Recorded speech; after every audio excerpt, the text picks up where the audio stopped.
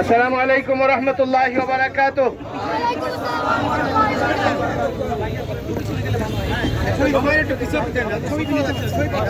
সংগ্রামী সাথী ও বন্ধুরা, আজকে আমাদের এই মিছিল এবং এই প্রতিবাদ সভা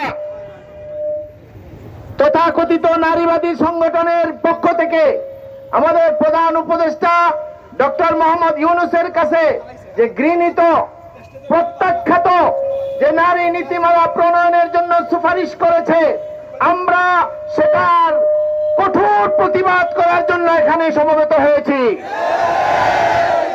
আপনারা লক্ষ্য করবেন যে নীতিমালা তারা দিয়েছে আজ থেকে 30 বছর আগে তাদের কল্পিত নানি তসলিমা নাসরিন একই জিনিসগুলো এই দেশে চাপানোর চেষ্টা করেছিল, কিন্তু তখনকার সময় উলামায়ে কেরামের ডাকে এই দেশের মুসলমান সকলেই ঐক্যবদ্ধ হওয়ার কারণে তাদের সেই নানি এই দেশ থেকে পালাতে বাধ্য হয়েছিল।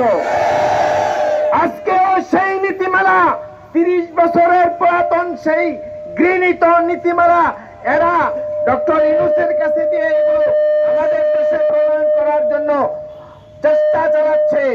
ইনশাআল্লাহ